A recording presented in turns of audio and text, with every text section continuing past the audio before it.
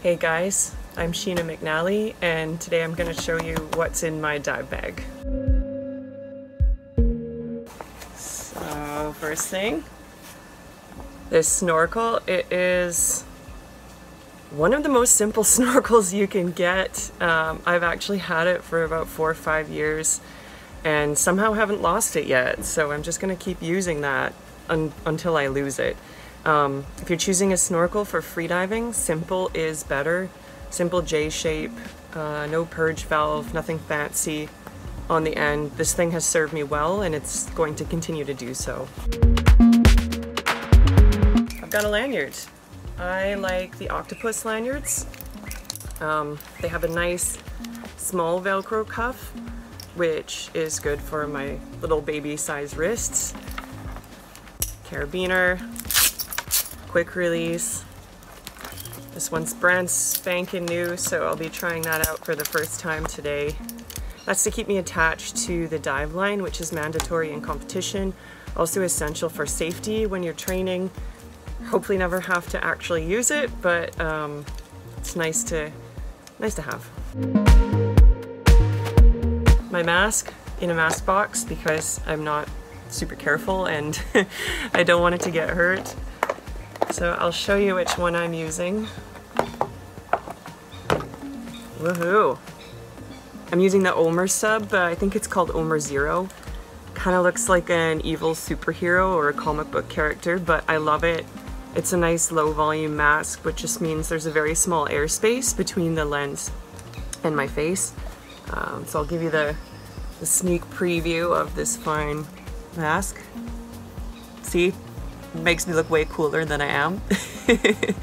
But honestly, the most important thing in picking a good mask is finding one that fits you, and the only way to do this is just to try them out. So if you have a buddy that has a mask, take it for a spin. If you don't have the option of trying it in the water, a pretty good test is to try and move all your hair out of the way without using the strap. Press the mask against your face and see if it will stick. Don't inhale, because any mask will stick. Oof, you hear that? Almost any mask will stick if you inhale, but if you can do it without inhaling and you feel that it's creating a good seal, then maybe it's gonna work for you. If you're a guy and you have facial hair, probably this won't work for any mask. So I suggest actually just shaving the little top part of your mustache off, and then you'll get a good seal right there. But don't take it from me because I don't have personal experience with that. Also in my mask box, I have a nose clip. I use this for my deep dives. I love the nose clip. I actually prefer not being able to see. It's too much visual distraction for me. As you can see from this video, I have a big old European style nose, so the one that works for me is the Octopus, the classic, the round one. Doesn't matter how you orient this thing, it's gonna shut my nose down and I trust it completely, so I'm gonna keep on using that one. But yeah, it's small and easily lost, so it's gonna live in my mask box with the mask.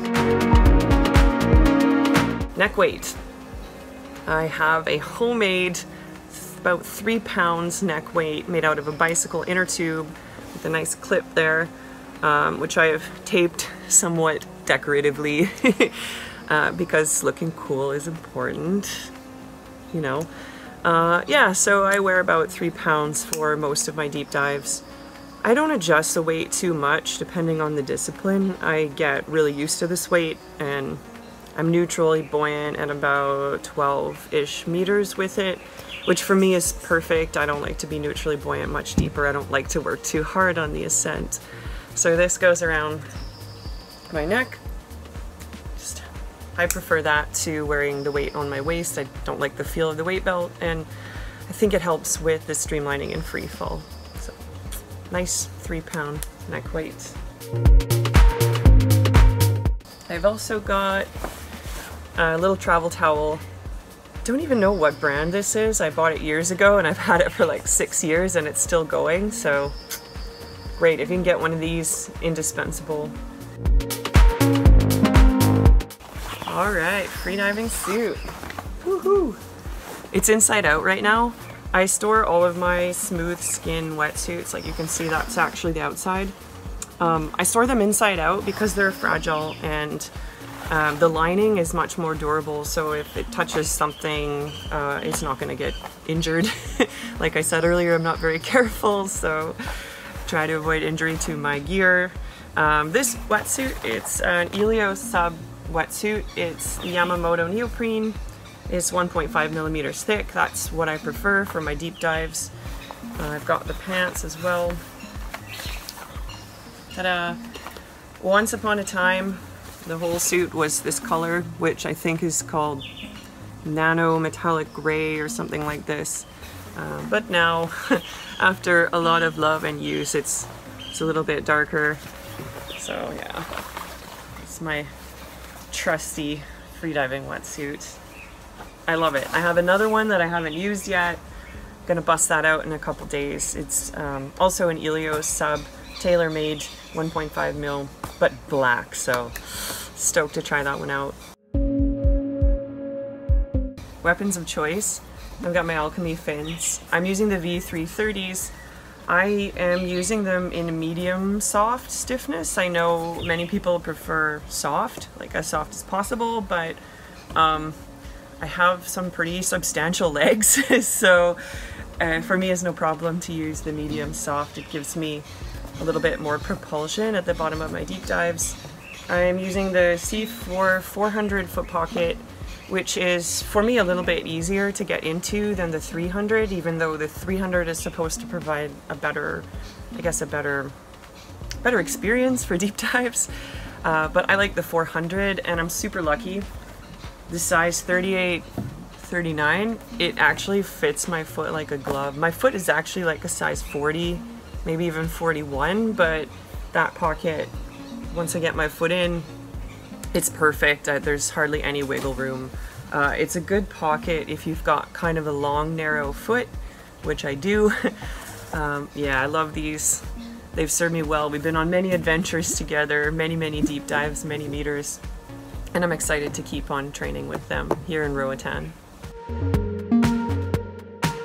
And that's it. It's all stored in this lovely Alchemy bag, which has some light padding in it. Nice zippered pocket here on the bottom, and a pretty sweet handle on the side, so you can carry it two different ways. I'm going to be carrying this all down to the boat today. So first session of training here in Roatan, Honduras. Looking forward to it. Ooh, two more things. Not in my dive bag, but I always bring along. Gauge. I'm using a Suunto D4F. It's a freedive only gauge. It's actually only rated to 100 meters, but spoiler alert, I have gone deeper with it and it still survives. So that's my trusty gauge. This is about 4 years old now, which is really good for a gauge considering how many dives I put on it. Hopefully it will keep working for me. And water. Hydration, super important. I bring a liter of water out with me on the boat, and I usually drink all of it. Yeah, good old Nalgene bottle, which I've pimped out with an Alchemy sticker so that it looks cooler. Hope you guys enjoyed seeing which gear I use, what's in my dive bag, and yeah, happy diving.